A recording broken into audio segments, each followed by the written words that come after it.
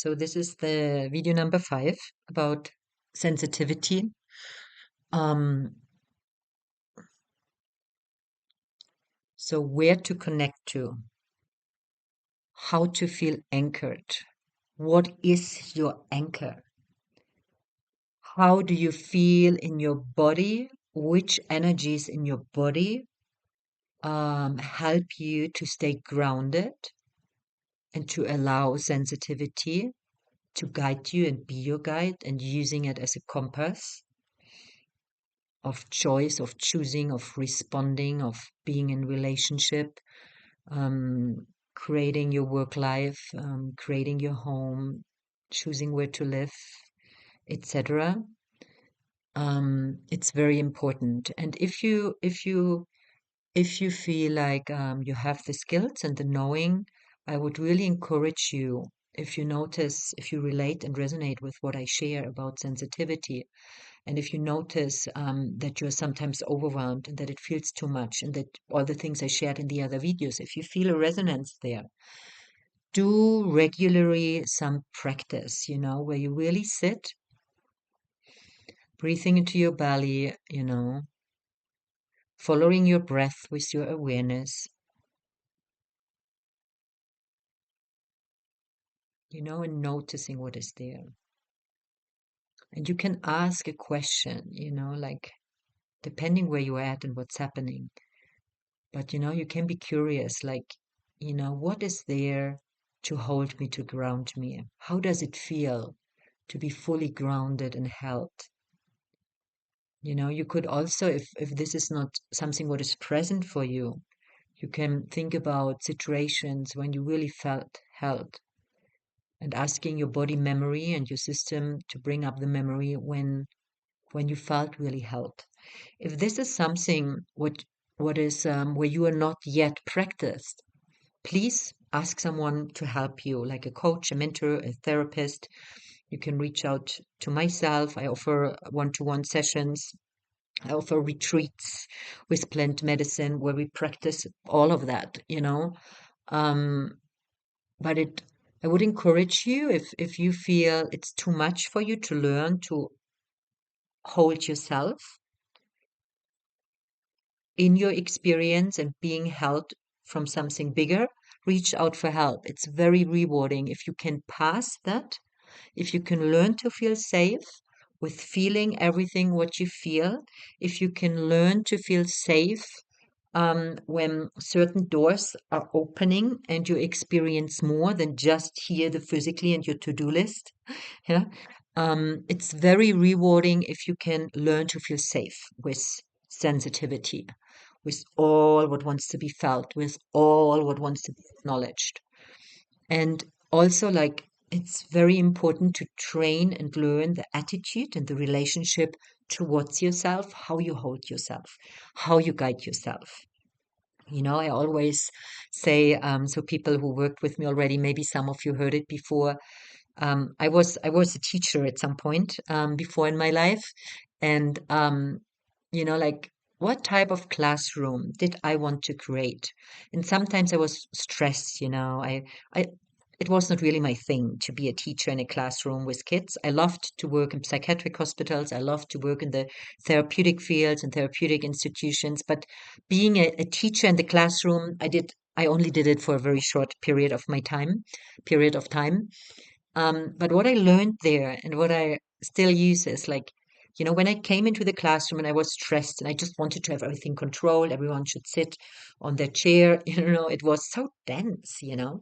But if I came into the classroom with love, compassion, playfulness, and I created some games, how the kids could learn, how they could learn through movement and game and play. Um, they really were receptive. If they could be free and joyful, they learned so much and they were happy to share it. So, what type of classroom you like to create inside of yourself? What type of teacher do you want to be towards yourself? We know with a certain energy, emotions, attitude, our neuronal pathways, our synapses are open and we can receive and energy is flowing. With a certain tight attitude, we contract. It's all contracts and shuts down. We are not receptive. So, what type of guide and teacher you want to be for yourself in order to grow, to learn, to expand? How do you create in the attitude towards yourself, in the relationship towards yourself? Which qualities you want to invite there? And that's on this path, on this journey of becoming more sensitive and learning and connecting to all what is and finding the empowerment and self leadership there to really guide you from the I'm not a native English speaker, from the gross, from the physically to the subtlety of learning and expansion. We need to go to the subtlety to expand. Which qualities do you want to invite, for your own leader to guide and lead yourself, you know? And this is for me one of the most important skills and things, if you choose yoga, meditation, if you take walks in nature, if you dance, if you do art, if you journal, whatever type of practices you choose, there are many helpful practices, right? And important. But the main thing is, how do you guide and lead and hold yourself? You know, your inner world can expand so much. You are your own guide there. No one else can do that for you. People can remind you. People can offer you skills, like the self inquiry practice I learned mainly with human teachers. The plans showed me a lot, expanded a lot, but how to deal with it, I didn't know how to deal with it. I'm very glad I found human teachers who helped me to explore these inner worlds and gave me some hints how I can hold and guide myself, how I can create inner space with sensitivity. Inner space, very important, because when we are sensitive, we get so quickly triggered. We get so quickly overwhelmed if we don't have an inner space where we can learn to choose to respond, especially when trauma is coming up. Sometimes it all comes together. The sensitivity is increasing, and then all the trauma comes up because we're sensitive, we're open. Then finally, all this old stuff comes to the surface. Ah, it can be a lot. So yes, a human mentor, coach, therapist, teacher can be very helpful. But in the end, it's you, how you navigate and hold yourself.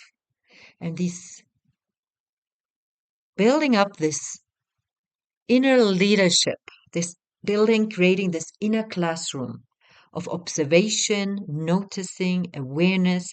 This is, I feel, where this inner wisdom is really expanding and where it's so rewarding living in this body as a human and having all these beautiful possibilities. And yes, there's also pain and there's heaviness and there's difficulty.